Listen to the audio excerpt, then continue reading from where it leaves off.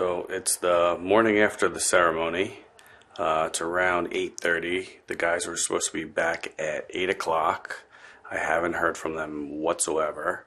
And it's still a blizzard outside, still pretty heavy. There's no cell service whatsoever. I do have my phone on Wi-Fi in case he decides to get in touch, but zero response so far. So I hope Rich is alright. I hope everybody's alright. We'll see what's going on.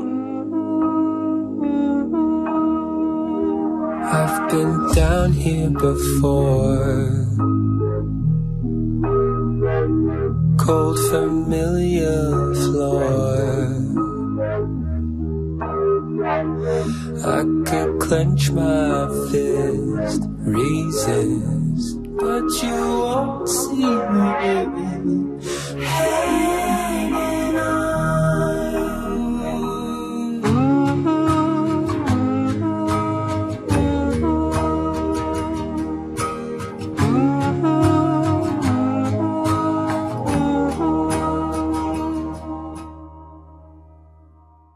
Previously on Common Saints. I'm dancing with the devil in the pale moonlight with this spirits, ayahuasca. Spirits, demons, whatever they are. I am not the enemy. I am your brother. Ayahuasca might be. Through a course of events, I ended up starting robbing banks. At that point, I did meet some Christians. Jesus wasn't a Christian. He was a shitty Jew. The true Christian path is hot. It's wrought with hardship. How does anybody believe that this is the truth? We're not called to have our best life now. We're doing ayahuasca ceremonies tonight. I'm really hoping that you're going to join us.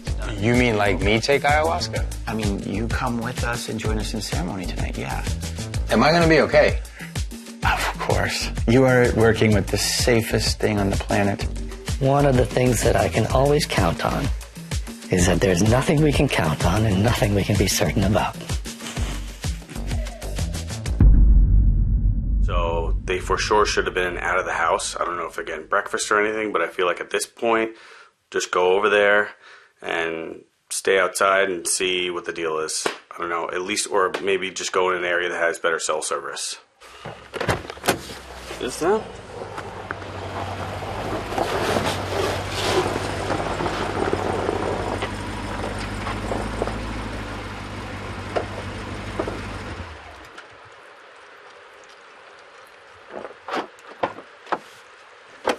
Dude, text and try to call you. No response for over an hour. No service. I know.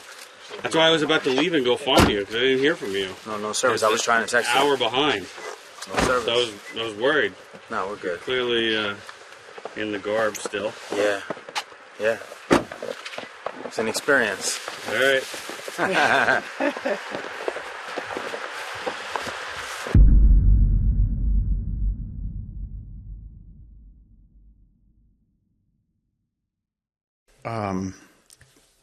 I am really excited to be able to talk to you today. You were so courageous enough to come join us last night as we gathered in the cabin for ceremony with everybody. Crew.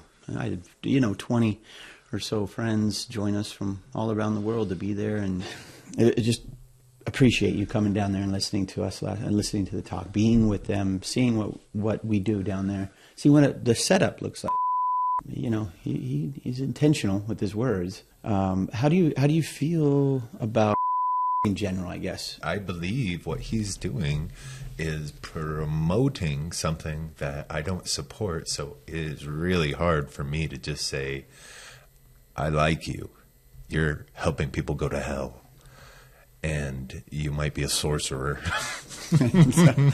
In a sense. Please. I just want to just say that's like, I have to, you want to know how I feel? I feel, absolutely want to know how you feel. I feel like maybe they just don't know, or maybe they do know, but whatever it is, whether it's called a deception, where you know or you don't know, you're under that spell. He's dealing with a spirit. I don't believe it's a Holy Spirit. And it's, in my worldview, it's like whether it's sorcery or whether it's the devil himself, things line up according to my worldview pretty well. I'm learning a lot of new things. It's like, would the devil actually heal us? Would the devil actually, do good, take away all of our anxieties? Would the devil tell us that we're okay going to hell? I mean, dying, right? Absolutely. And would the devil give us gifts? Let me give you a biblical quote. And then he took him up upon a mountain and showed him all the kingdoms of the world. And he said, all these are committed unto me, and whomsoever I will, I give them to them. This is what God said? This is in the Bible. This is what God said to this person? Yes, this is what the devil said to Jesus after he fasted for 40 days in the wilderness. The devil fasted for 40 days in the wilderness. Jesus fasted. I'm sorry. You don't know that story? I don't know this story. I'm going to need to do my research here, but go ahead. It's like one of them. The devil was fasting in the forest. No, Jesus fasted 40 days. Okay. Before he went on his ministry, that he went and fasted 40 days, 40 nights, and was tempted of the devil. The devil himself came to him, tempted. After 40 days, he's probably emancipated, starving. He said, turn this rock into bread. And he said unto him, man shall not live by bread alone, but by every word that proceedeth out of the mouth of God, right? You ever heard that?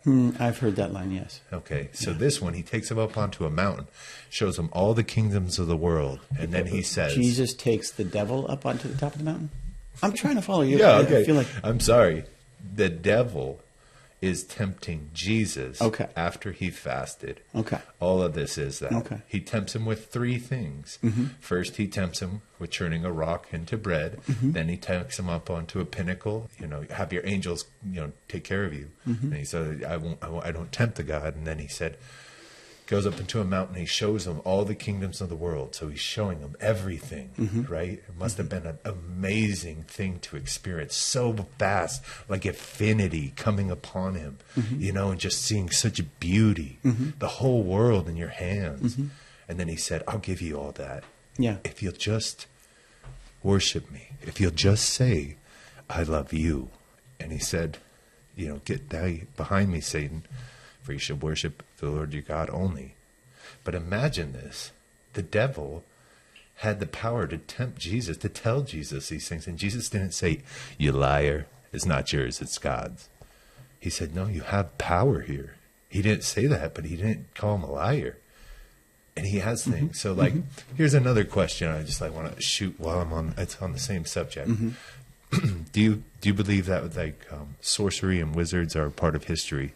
And my first thought is that it's symbolic, yes, that there's sorcery and wizardry, I guess, symbolic, but in my mind, I don't think it's a extraordinary secret or something that's not available to everybody if they wanted to work on those kind of things, I guess.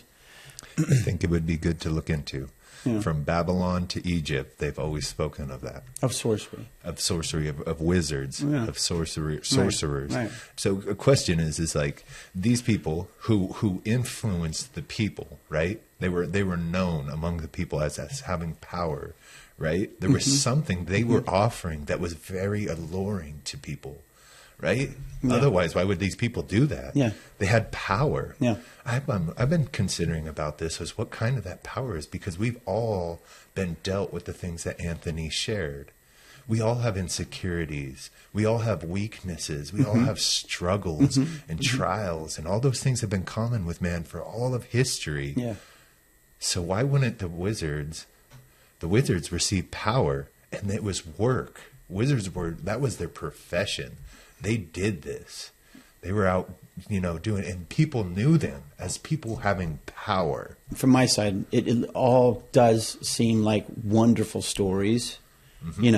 You obviously, believing that it is the absolute word of God and truth, have a strong conviction about that story of the devil and all that. So, and wizardry and sorcery and all these things that we call, wicked and evil. Those are things I don't believe. Think about the witches of Salem that got killed because of their sorcery, and now we look back on that time and we think, what a shame that was, that we took and murdered these women that were convicted of being witches. I don't think that was a human act that was made as an act of love. That just seems really unholy. Absolutely. Okay. And we agree that that's and a terrible un-Christian. mistake to take Un-Christian. people and take that power into their own hands. Even that story about Jesus and how the devil took him up to the top of the hill and showed him the world and said it can be all yours. That's something. But do you see why I brought it up? What's that? You see the connection?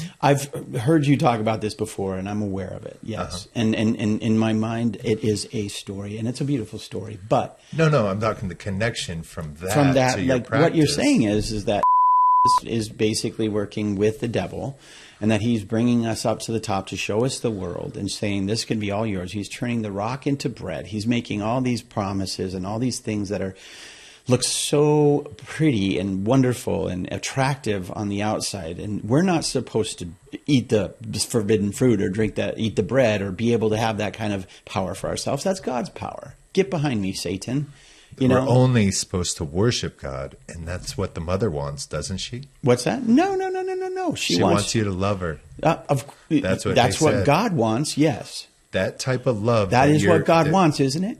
Yeah. Okay, then. Yeah, we're on the same page. If the mother is God, then she deserves it. Just like if Jesus... And I'm saying the mother is God. I know, but I'm saying she's not. But I know you are. And that's one of our big differences here is that if it is God, let's say, and I'm saying I love you, which I should say to God, then... There's no transgression. What's that? There's nothing wrong with that. Right. Let's assume that it is the same God that you were talking about. It's okay to say I love you to God. You're supposed to say that. You should say that. You should give your thanks through the divine creator that is kind of making all this possible, designing this, whatever. Give thanks to that. Grace. We agree on that. The thing that you don't agree on is that we get to, with her help and with his help, be in our own power to experience healing, to experience the gifts of life itself, I guess. It's a sin to be able to turn the rock into bread. Or I don't know, to have the gifts that you're talking about sounds like not a bad deal, like not a bad thing to be able to receive these things in this life. What is wrong with that? Because it wasn't part of his intention. His intention. God's intention. God's intention is not to put all this into creation, but not allow us to enjoy it. Well, to have access to it through him, not through something else. And I am accessing to it through him. If you want to say him, I say her. Okay, yeah. I say but her. Whatever. But let's just say God, because that's the general term for it. Anyway. I want to get back to the things that said at the ceremony and your thoughts about some of the things he said, if you can recall the way you felt about some of the things he said. I think he's good at describing it all. Yeah. He's gifted at that. He's practiced it for 29 years. I'd hope he'd be. He's very informed. He's informed of what the mother does with different people. But like some of the stuff that he described about her was interesting. It's just all very fascinating for me, right? I've always wondered, because I don't have a deep understanding of what I would call spiritual warfare. I have a deep understanding of my practice, right? And that just means like I spent a long time like praying and reading the Bible, right? And then talking to people about what I'm learning, what I'm understanding, new things all the time. Generally, what you guys do is good. You're helping people. Yeah. Right. They give you a place to stay. You put a new roof on their house. That's fantastic. Yeah. We don't even stay there. Yeah. Just put on a roof sleep and in a tent on the property. Yep. While you do that. Yep. Not to inconvenience fix their them. deck. Bring them over a bunch of food. Say hi and have a nice day. Pay to fix their window that's cracked, that has been there for a while and says looks like it has a jagged edge, might catch your kids. Yeah. I'll just pay for it, do it, and then leave. Yeah. I think where I worry about the bad stuff that you guys do, in my mind, is when you the fear part of this ideology. Yeah, I get like that. the damage that I believe fear does to people, rather than grace and being in your power. allowing people to be more free, to be themselves and not feel shame and not feel fear. Those things that you bestow upon people through these practices are, I think, the part that's, from my perspective, not good. You know, Yeah, but that is unhealthy from this seat I'm in right now. Now, first of all, like you're reading into it. You've never actually seen that. Have What's you? that? No, I certainly have. I've had to deal with it for the last 4 years of my life. With me? Oh, yeah, because I've been working with the medicine, considering what you're saying constantly. As I work with her, I'm like, I don't want to be wrong about this shit and burn in hell.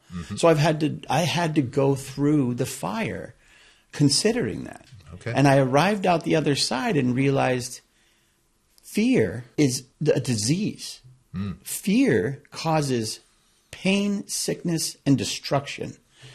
I don't want to live in fear, and I don't think it's healthy. And that's where I got through the work that I've done, because I'm not going to be repressed by that. I'm not going to live with the concern in this life, this existence, that I need to restrain myself from trying to do what I do, which is help, love, create, and influence that to other people, and encourage that to others to be the best that they can be, to be healthy, to make wise decisions for themselves and for their families. All of these things that I've learned by working on myself and going inside and understanding my power, understanding grace, understanding my family, and all these things that really matter, healthy things, but not letting myself be constrained by fear.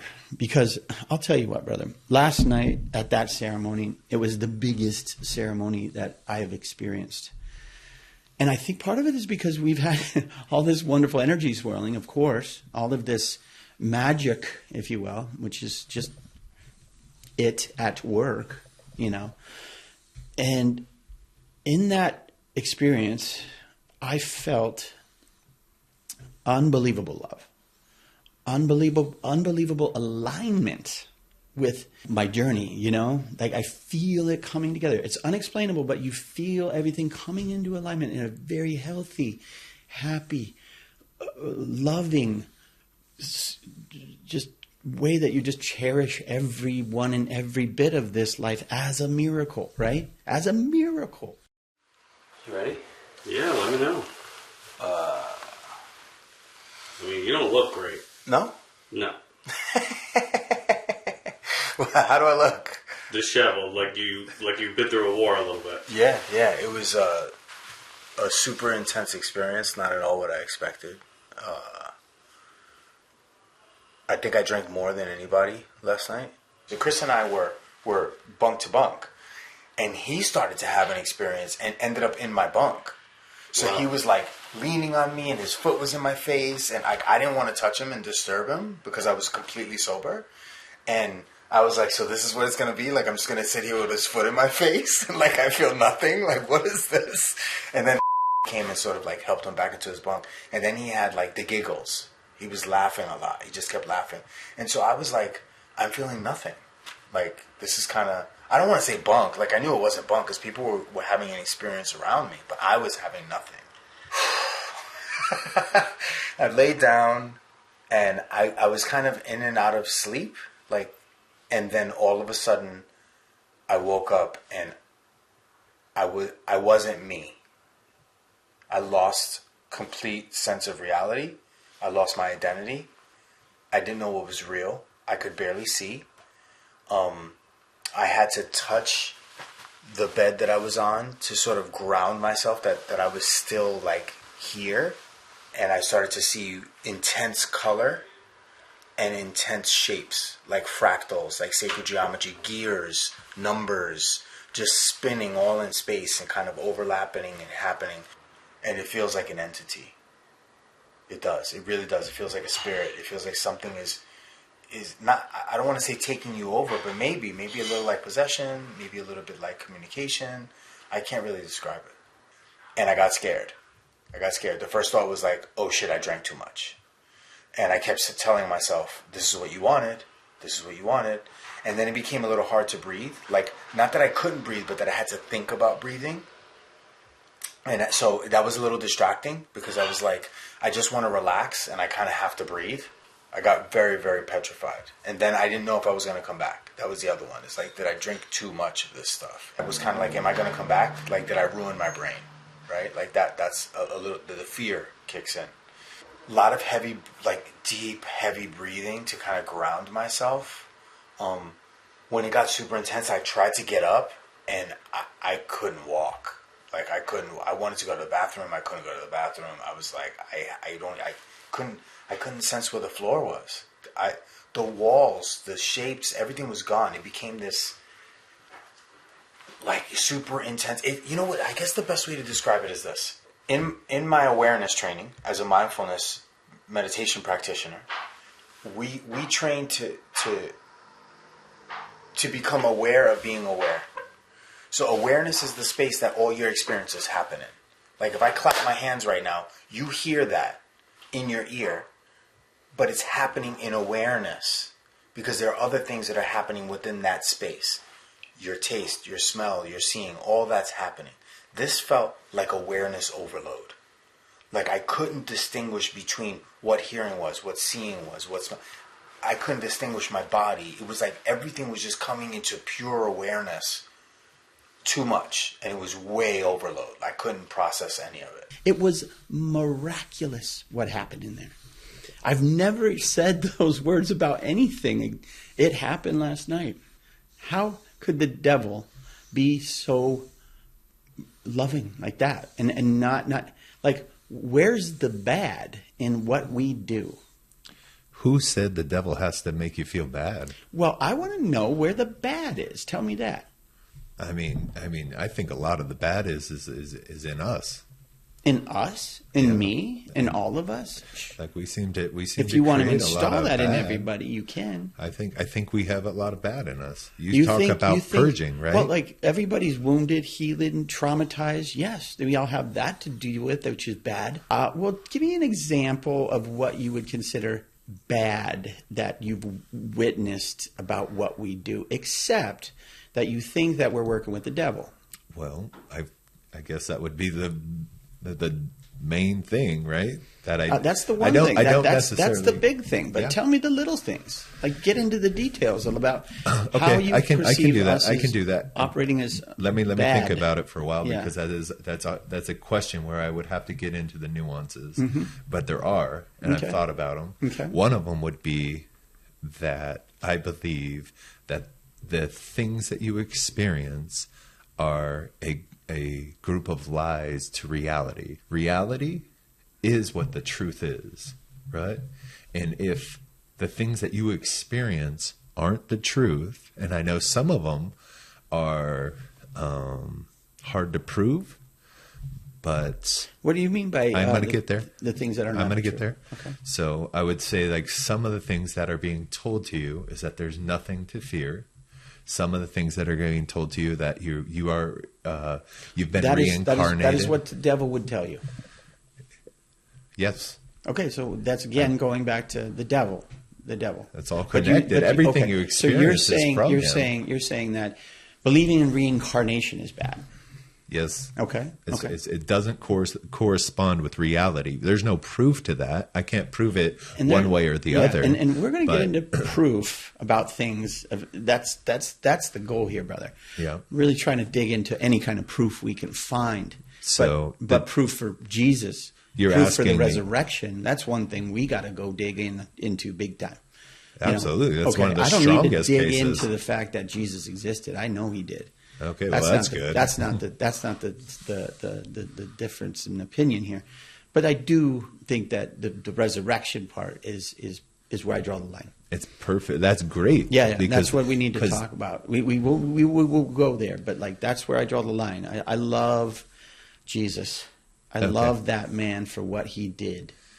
How about love? What did he do? Huh? What did he do? His ministry. I mean, this is a silly question because what did he do? Yeah, tell me what he did. It's easy, right? Yeah. I mean, Yeah. And I'll say it. I mean, his big, message that I love personally so much is the message of forgiveness. That. Oh, so what he said. Yeah. I love the message of forgiveness. Okay. I mean, I love that concept is just extremely powerful. That's one thing. Do you know what the term cherry picking is? Cherry picking? Yep. Well, what do you want? What do you mean? I'll explain it to you. It means taking certain things that you like and leaving the things that you don't like.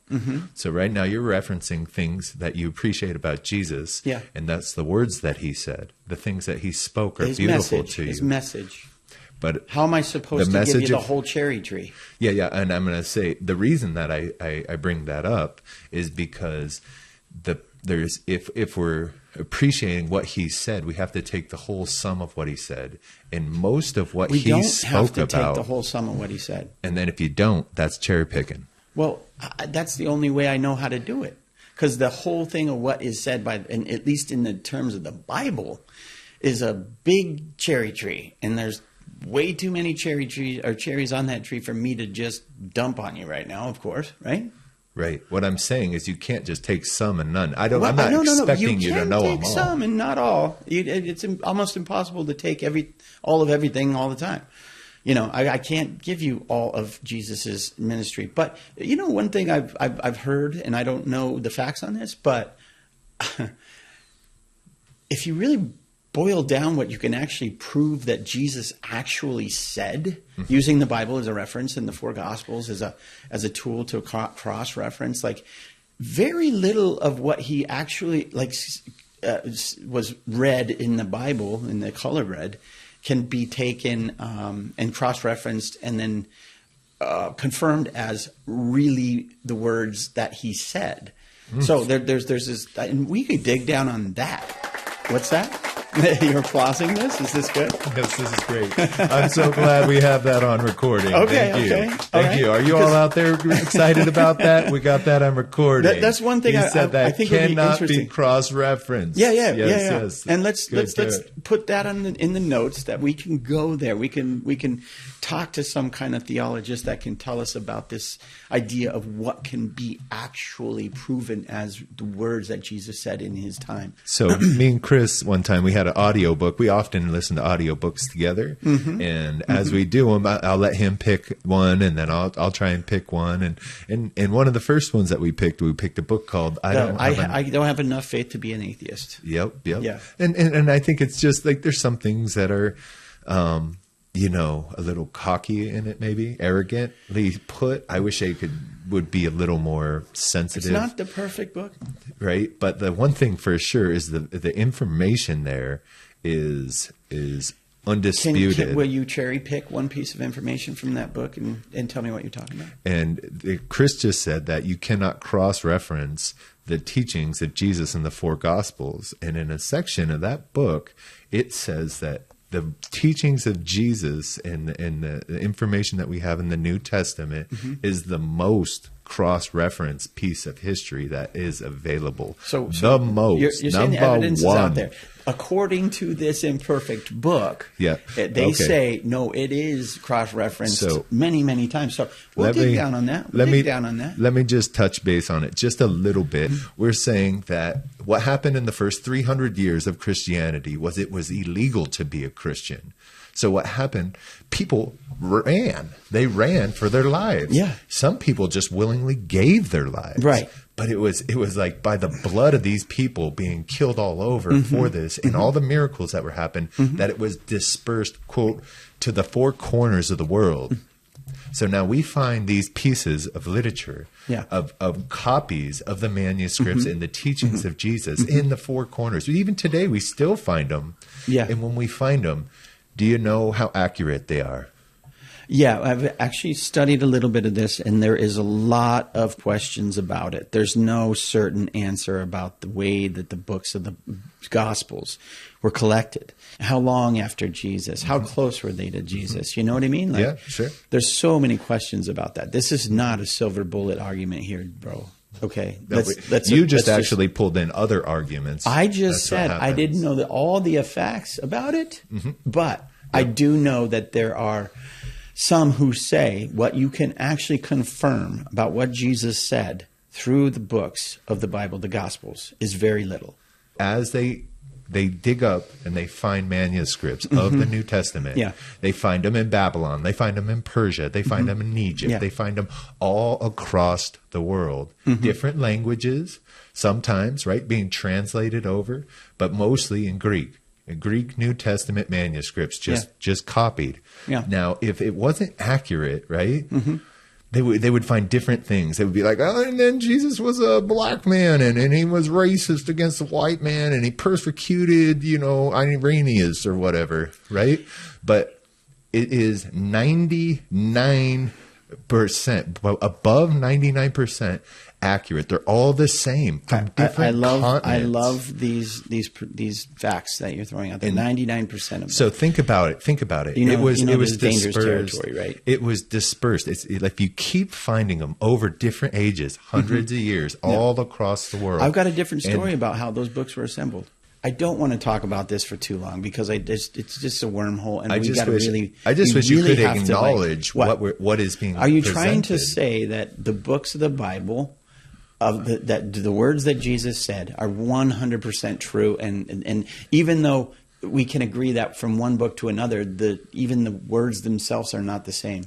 I'm saying that what was documented was accurate. That this is the information. I understand that. Even scribes scribes from one scribe to another have been proven to embellish and change things. But that never happened. Yeah, that never happened. No, that never happened with the New Testament. How do you prove that? Because that's what I'm saying right now. You can think about this. Okay. It is found on different continents. Let me find a bunch of there's over 1,000 of these manuscripts, right? Yeah. In peace. They never, like 99+% are always the same. They took very meticulous detail to copy them all. Yeah. And that's a proven fact. Okay, and buddy. It's in every continent. You say proven fact. So you say proven fact. I do not believe proven fact. Well, it would now, be. This is what we need to do, brother. Okay, so this is what we need to do now, because this is a point of contention. We need to find an expert on this, okay? You and I are going to search out an expert. You pick one, I'll pick one. Does it take an expert to look at a piece of paper that has writing on it, look at another piece of paper, have writing on it? Those papers are not available to them? They're available. Let's go find them. That's what I'm talking about. You can look up probably on the internet. Why don't we go look at the papers? But if there wasn't, that would be known. Okay. That would be known. What's that? If there was a bunch of misprints or miscopies, I'm sure it's a lot more complicated than the simple way you're putting it. It's about the truth, and if the truth is scary, that's just the reality. That's your truth, man. It's not. I believe truth. It is the truth. I know, that's the problem. It is the truth, and if that's it is, what hurts. if it is that's the truth, kills. The problem is that you can't prove it. Oh, it is proven. No, it isn't. I'm telling you, book upon book, and I know there's confirmation bias. You can understand that it's not proven. That's what we're trying to do here. We're trying to prove it. Right. Okay. Well, we're not. We are. I am. We are. Well, I want you to prove it to me, and I want to prove it to you that you can't prove it. That's my goal. Well, okay. I'm saying that what I've done for the last 6 years is read upon book upon people who have said that. Story upon story upon story. And I know there's something called confirmation bias. You've found some other people who are like, I don't think they're being honest. Who? The people that you referenced, the YouTube. We'll go and look at that if right. you don't think they're being honest. I know. I did look at it. You sent it to me. What? The YouTube thing? Yeah. What YouTube? About Christianity's history and all these other things. Oh yeah. You think they're lying? Yeah. I just don't think that's accurate. Yeah. Okay. I just think it's. Yeah. I think some of it was what they call a slant, right? A slant. A slant. It's the way that you portray something. I really like that documentary, and I really think we should watch that together. Okay. Yeah. Can we do that? I'll think about it. Huh? I'll think about it. Okay. Right? I've already had to submit myself to enough, right? We're trying to find the truth. You're going to have to go to some uncomfortable places. Yeah, I will. But you got to at least let me come to too, right? I'm willing. Right. But if that's Because your you- card, if- then that's good. Then after that, Yeah. I need you Yeah. to read like whatever book I present. Okay. Except being able to read the whole Bible. I mean, I don't know. That's the only one I haven't read from front to back. I just appreciate you, love you, always. Yeah. You are my brother till Yeah. the end, from the beginning. I know. You know, like I'm gonna fight for you to the end. yeah, Right? To the end, we're right? Definitely going to go I down can't just give up, fighting. right? I can't just give up. I can't just come down here and say, "Oh, hey, look, she's lovely." It's just he's like the most intelligent articulator I've ever met, and like Paul is just like makes me feel such brotherly love that way. And because I didn't expect you to feel that way. I'm I just had saying. to ask the question because I knew that would bring up those answers Right. and those I'm things that I saying- really want to hear about. No, I'm telling you the know? truth, right? That's Well, how I felt. They I are just lovely. don't want you to They're lie to very me, brother. kind. Tell me No, the they're truth. very kind. I feel like love, their compassion, their love for you, and the willingness to just pour into me to try to help me to understand this journey that they're on. And I don't think any of these people that are in ayahuasca think they're dancing with the devil are making a conscious decision that like I'm going to practice sorcery, right? Let me mix in here and see what the best thing it is. It's like I'm broken and I need healing, and this has a claim to say that it helps me, and however I can get that, I want that.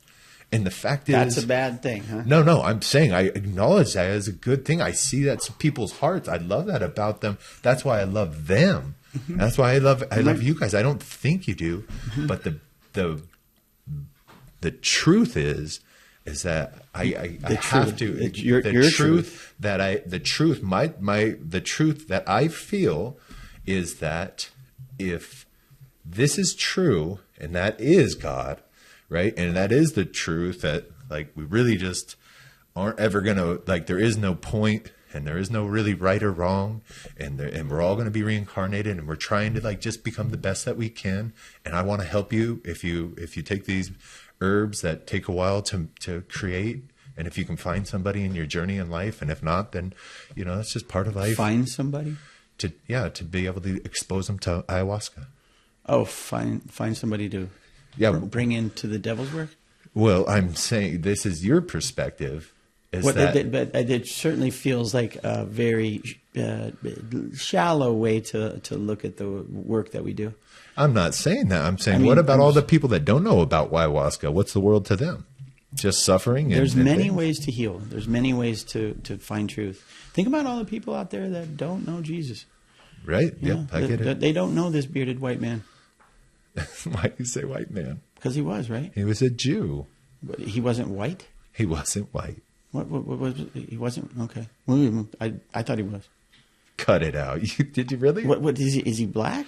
He was Jewish. Have you seen Jewish people? They look white to me. So you've been Brooklyn or whatever, right? I met lots go of to Jewish Middle people. East. They all seem pretty white. They're in the Middle East. I mean, there's they're some more darker-skinned golden. Jewish people, but most of them seem very white.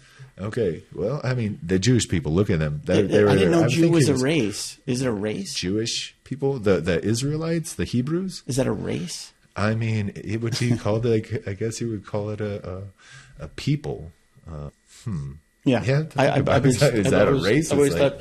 But like they're way. from a region, right? They're from the Middle East, and if you're from the Middle East, you're darker skin. You're not.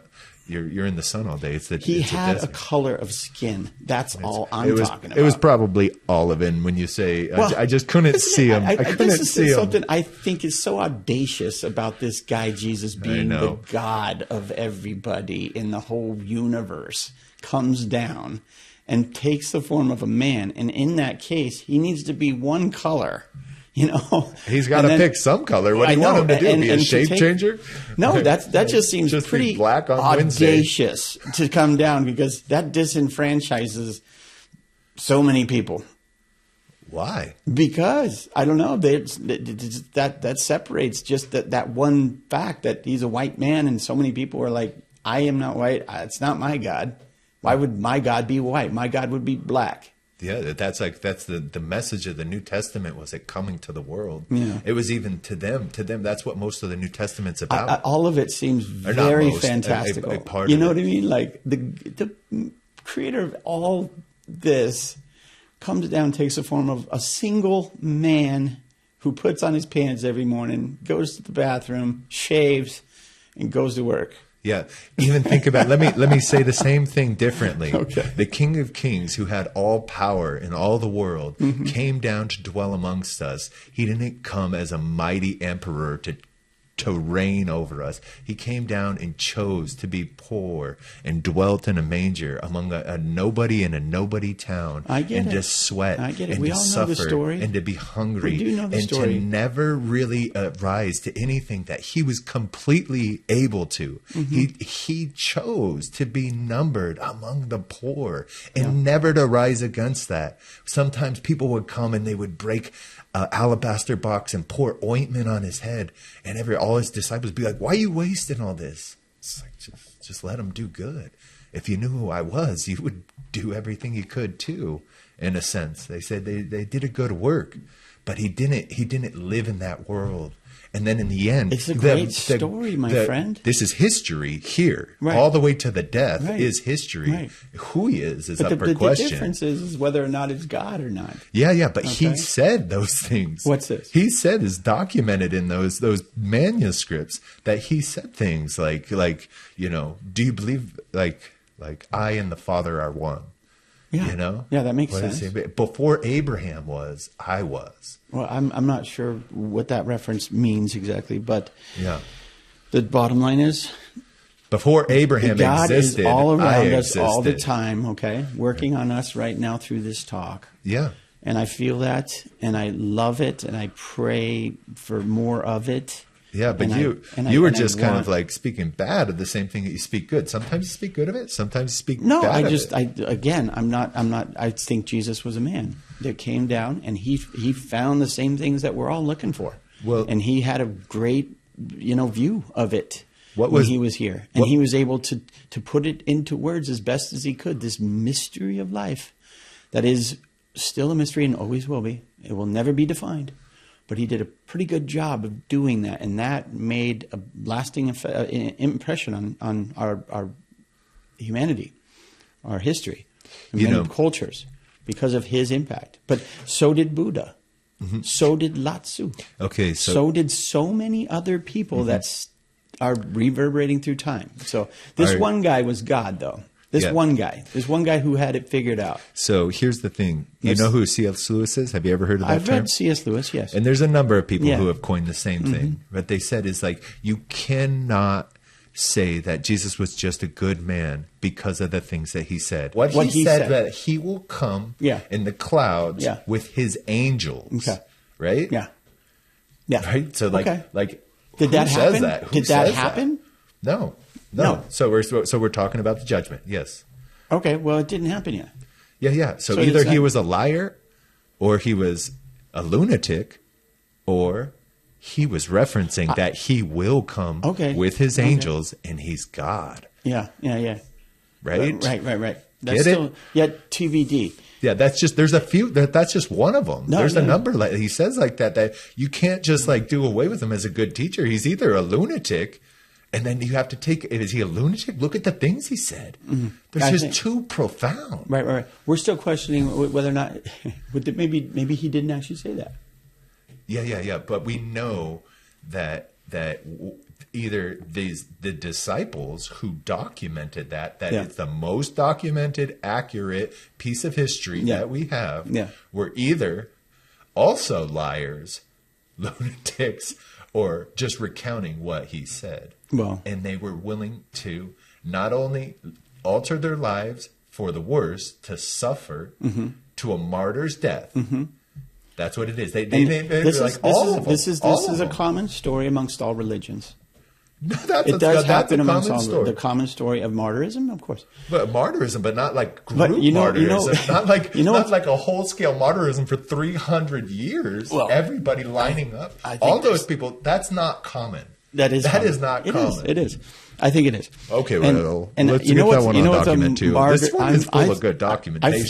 feel like we are becoming martyrs now if we don't stop talking. So Good. You wanted fire and ice. You wanted the I real did. deal I of the knew it was conversations coming. we I had. would dig deep with and I you. was thinking, like, we're just gonna like fluff around all the time. I was thinking it deep, No, right? no, Let's dig show deep. them what we This do. is a good time. This is a good time. This is what we do. It's not the greatest of time, but it's important. I think it's a good time. Because at the heart of all this, Yeah. shows my passion. Yeah. That like I have sought these things out, and like, well, there's you are places experiencing we these need things. to dig down on together, Yeah. okay, to Yeah. find out the truth. All Yeah. right, in this conversation, in Fire and Ice, Mm-hmm. we are going to go deeper than this conversation. I promise you. Mm-hmm. All right, and we're going to go together. Jason, which bed is yours? Which bed is You mine? can. I'll share my space here with you on this bed. It's big enough for you. You'd and share the twin? the twin. The twins on the That's twin. that's some brotherly love. It's like it's gonna be a long moment. I'm becoming very informed. Yeah, you're before this weekend's over, you're going to be an expert that as close to an expert that as anybody could be without actually doing it. Yeah. Yeah. Maybe you could write a book or something. You know, some music. You want to play DJ? No. What's that? No. No. No. Yeah, I can't I handle that was- right I now. was- I Put was- on the I- muse. I- That'd I- be crazy. Do what? Put on the muse right now? I don't know. That would be your selection. No, time is running out. That would be the song. You know that by the Muse? I do. I love That's that a good song. It's Yeah, a I great know. tune. Time is running out. Yeah. How appropriate. I want to play this song for you. Listen to this. This song has been lighting me up for about 2 weeks now. I just love it. It's by a band called Big Wild. Evanescence, right? Yeah.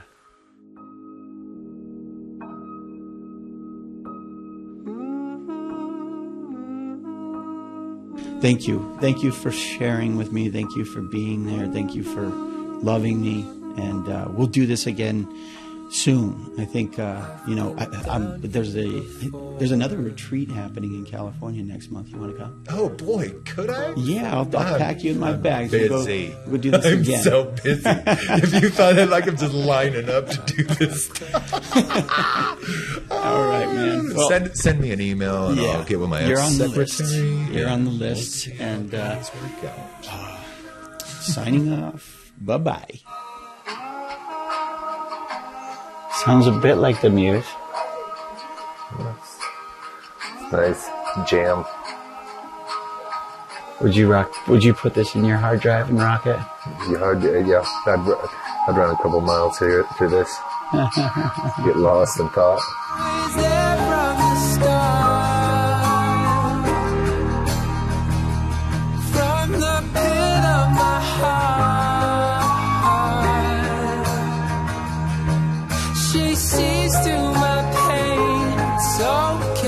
Thank you for joining us on this journey of love, disagreement, and discovery. Until next time, keep the fire for passion, for truth alive, because it's it's important to connect with the power of love.